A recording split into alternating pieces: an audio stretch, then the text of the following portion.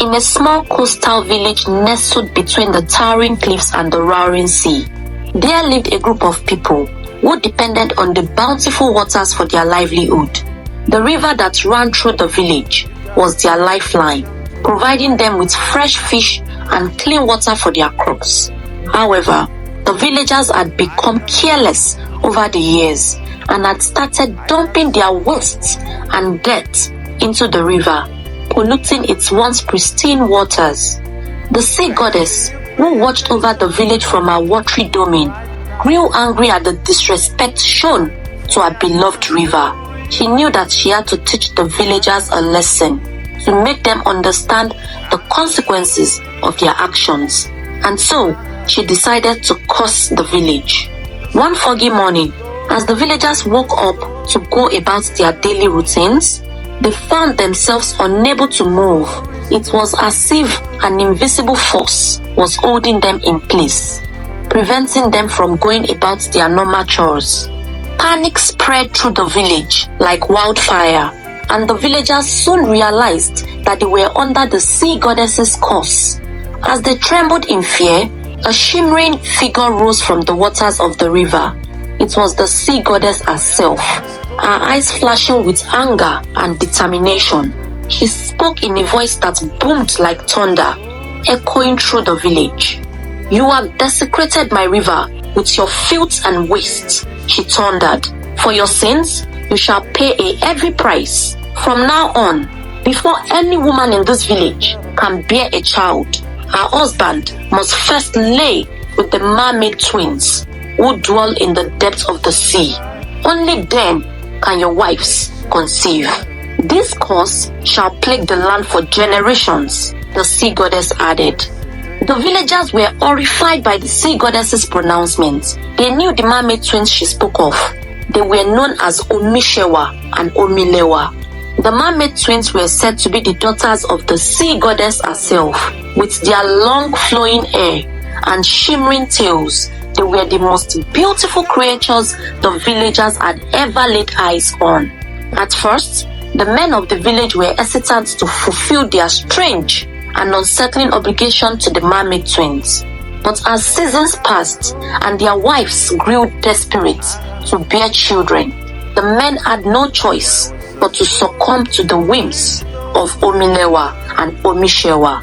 The Mermaid Twins took full advantage of their power, demanding and receiving visits from the men on a regular basis. Their songs were said to be enchanting, capable of luring even the strongest of men to their watery domain. The men of the village found themselves drawn to the twins, unable to resist their siren call, and every day the men of Bankesa would line up at the water's edge, awaiting their turn to spend a night with the Mermaid Twins. As the curse continued to plague the village, the men reluctantly approached the Mermaid Twins, their hearts heavy with guilt and shame. The twins, with their hauntingly beautiful faces and seductive voices, beckoned the men to the edge of the ocean, where they lay on the rocks, waiting for the inevitable. The men closed their eyes and tried to pretend they were somewhere else, as the Mermaid Twins lured them into their embrace. The air filled with a salty, intoxicating scent, and the men felt the cool touch of the twin scales against their skin. They could hear the soft whispers of the mermaids' voices, promising pleasure and ecstasy beyond their wildest dreams. But as the men succumbed to the mermaid's seduction, a sense of dread washed over them. They knew that their wives would soon be with child, and that they would have to live with the guilt of betraying their loved ones for the rest of their days. For some of the men, the ritual was a source of great excitement and anticipation. They viewed it as a privilege, a rite of passage that would ensure the continuation of their bloodline. But for others, the idea of sleeping with another woman, even a mythical one, before the wives could conceive, was a source of great anxiety and guilt. One such man was Alabi, a young fisherman who had recently married his childhood sweetheart, Morenike. They had been trying for a baby for months, but so far, their efforts had been in vain. For the newlywed couple, Alabi and Morenike, this tradition was a nightmare. 3 years into their marriage, and Morenike still couldn't conceive. Every month, when she got her period, she would cry and pray for a miracle. But it seemed that the Mermaid Twins were not pleased with her husband, as he had not yet slept with them.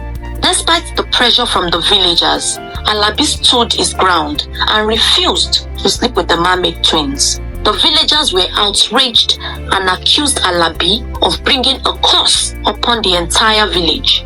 They demanded that he fulfill his duty as a husband and sleep with the Mermaid Twins. But Alabi stood firm in his decision. Morenike, on the other hand, was worried and feared that she would never be able to bear a child if her husband did not follow the tradition. This made Alabi feel powerless and conflicted. He loved his wife dearly and didn't want to betray her by sleeping with the mermaids. But he also wanted to fulfill his duty and give his wife the gift of motherhood. Alabi knew that the time was fast approaching for him to fulfill his duty to the village.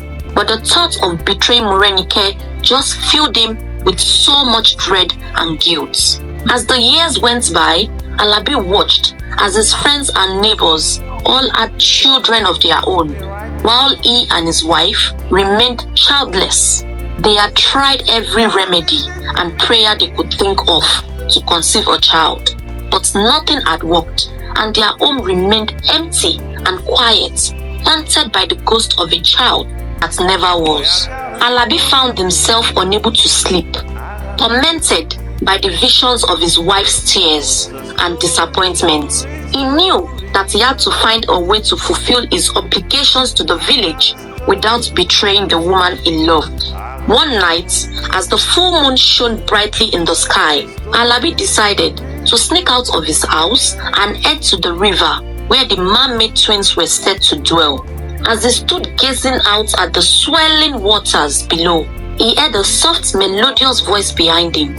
"Are you here to seek our favor, young man?" Omilewa, one of the Mermaid Twins, asked, a voice like a siren song. Alabi turned to see the two Mermaid Twins floating before him, their tails shimmering in the moonlight. "I am," he replied, his voice trembling, "but I cannot bring myself to betray my wife. Is there no other way for me to fulfill my duty to the village?" Alabi asked. The Mermaid Twins exchanged a knowing glance before turning back to Alabi with a smile. The twins started singing with their sultry voices, knowing fully well that no man can resist their enchanting voice. Alabi was fully intoxicated, and before he knew it, they made passionate love under the moonlight. Alabi felt a sense of guilt, but also a strange sense of fulfillment. To his amazement, the following month, his wife, Morenike, fell pregnant. The villagers rejoiced, and Alabi and Morenike became parents to a healthy baby boy. It seemed like the Mermaid Twins had finally blessed their union. Omilewa and Omishewa reveled in the attention and adoration of the men, using their seductive charms to ensnare them in their web of desires. And as the year passed, the Mermaid Twins grew bolder in their demands and insisted on sleeping with the men more than once in order for their wives to finally conceive, causing turmoil and unrest amongst the villagers. The villagers whispered and gossiped about the unnatural arrangements, but the fear of the curse kept them compliant. The Mermaid Twins had become indispensable to the continuation of their bloodlines. So, the twins continued to take advantage of the twisted curse. They would lure the men into the depths of the sea with their enchanting voices and mesmerizing beauty. The men, unable to resist their charms, would willingly submit to their demands. And night after night, the mermaids would frolic in the waters with the men, leaving their poor wives at home, seething with anger and resentment. One day, the wives gathered together and decided that they had had enough. They went to the elders of the village and begged them to intercede on their behalf.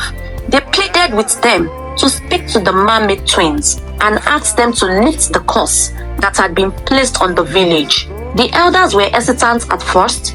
They knew the power of the sea goddess and they feared the consequences of angering her. But they also saw the pain and suffering of the women in the village and knew that something had to be done. So, on a moonlit night, the elders made their way to the shore where the Mermaid Twins were known to appear. They called out to them, their voices carrying over the crashing waves. The Mermaid Twins emerged from the depths, their tails glistening in the moonlight. "Why have you come to us, elders of the land?" they asked in unison, their voices like a siren song. The elders explained the plight of the women in the village, how the curse had brought them nothing but sorrow and shame. They begged the Mermaid Twins to have mercy on them and lift the curse that had been placed on the village. However, the mermaids were unwilling to listen to the pleas of the elders or the women of the village. They claimed that the curse was their mother's will and that they were bound to uphold it no matter the cost. The villagers were disheartened by the response of the Mermaid Twins, realizing that breaking the curse would not be an easy task. Despite their efforts, the elders were unable to sway the mermaids from their curse, leaving the village in a state of despair and hopelessness. The wives of the village were not blind to the plight of their husbands, and their anger began to simmer even more as they watched their beloved spouses become entangled with the Mermaid Twins. They knew that the curse was unjust, that the mermaids were using their beauty and power to manipulate the men for their own pleasure. The wives of the village got angrier day by day at the Mermaid Twins. They felt betrayed by their husbands, who were forced to succumb to the curse in order to conceive a child. Determined to put an end to the curse and rid themselves of the mermaids, the wives banded together and sought out the help of a powerful sorceress who lived deep in the forest. The sorceress, a mysterious and ancient woman with piercing green eyes, listened to their plight with a knowing smile and devised a plan to lift the curse. She explained that in order to break the curse, the wives would have to undergo a powerful ritual that would fortify them against the wiles of the Mermaid Twins. Without hesitation, the wives agreed to do whatever it took to end this suffering. She instructed the wives to sleep in coffins for 7 days and 7 nights to symbolize their rebirth and transformation. The women were hesitant at first, but they knew that this was their only chance to break free from the curse that had plagued their village for generations. And so, the sorceress led them to a hidden glade where 6 ornate coffins lay waiting. The wives were instructed to climb inside the coffins and sleep there for 7 days and 7 nights. As the wives lay in their coffins, they felt a strange sense of power coursing through their veins. They could feel their bodies transforming and strengthening, ready to face whatever challenges lay ahead. As the days passed, the village buzzed with gossip and speculations about the strange rituals the wives were undergoing. Some whispered of dark magic and sacrifice, while others feared for the safety of their beloved wives. But the wives remained resolute, trusting in the sorceress and her ancient powers to guide them through the darkness. Finally, on the 7th night, the wives emerged from their coffins, their eyes gleaming with newfound strength and determination. They were renewed and fortified by the sorceress's magic. They were no longer the meek and subdued women they once were. They were warriors, ready to face whatever challenges lay before them. Armed with newfound strength and determination, the wives set out to confront the Mermaid Twins. Omilewa and Omishewa were lounging on the rocks by the sea, their tails shimmering in the sunlight as they basked in their own beauty. The wives approached them, their eyes filled with determination and fire. "We have come to put an end to this curse," one of the wives declared, avoiding and unwavering. "We will no longer be subjected to your whims and demands," It is time for you to pay for the suffering you have caused our village." The Mermaid Twins laughed, their voices like tinkling bells as they dismissed the wife's threats. "You think you can defeat us?" Omishewa taunted, her eyes flashing with arrogance. "We are immortal beings of the sea. You are nothing but mere mortals." But the wives were not intimidated. They stood their ground, each one drawing upon the power and strength that the sorceress had bestowed upon them. With a collective cry, they lunged at the Mermaid Twins, determined to strip them of their tails and their mermaid nature. A fierce battle ensued, the sound of clashing waves and ringing voices filling the air. The Mermaid Twins fought with all their might, but the wives were relentless in their pursuit of justice. With each blow, they pushed the mermaid closer and closer to defeat. The wives fought tooth and nail against the Mermaid Twins. Omishewa and Omilewa, accustomed to getting their way, were taken aback by the sudden resistance of their adversaries. But the wives fought with a ferocity that surprised even themselves, refusing to back down. Finally, with a burst of energy and determination, the wives succeeded in stripping Omilewa and Omishewa of their tails. The Mermaid Twins let out a cry of anguish and despair as they felt their powers slipping away, leaving them vulnerable and weak. As the last rays of the sunlight faded from the sky, the twins transformed into mere mortals, their once beautiful tails replaced by 2 pairs of human legs. The wives stood triumphantly over them, rejoicing, their faces filled with satisfaction and pride. But they rejoiced too soon, because, unknowing to the wives, the sea goddess, who placed the curse on the villagers decades ago, watched with anger as the wives defeated her mermaid twin daughters, Omilewa and Omishewa. The goddess, with her flowing sea green hair and eyes that sparkled like the ocean, emerged from the depths of the sea and confronted the wives. She demanded that they pay for what they had done to her precious daughters. The wives, fearful but determined, used all their magical powers to fight back against the sea goddess. But the goddess was too powerful. With a wave of her hand, she caused a massive wave to crash against the shore, threatening to engulf the village and all who lived there. The wives knew they were no match for her wrath.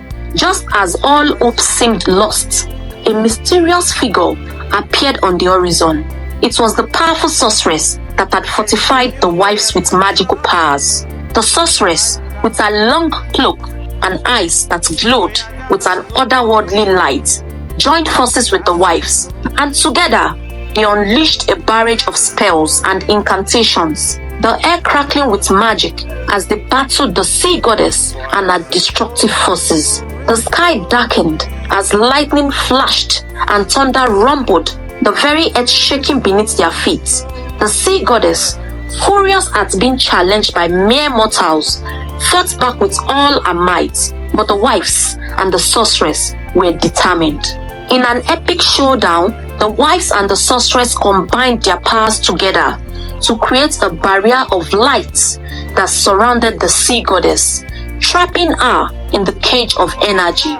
And with a cry of rage and defeat, the goddess vanished, carrying Omishewa and Omilewa, her mermaid twins, with her to avoid being destroyed by the wives and the sorceress.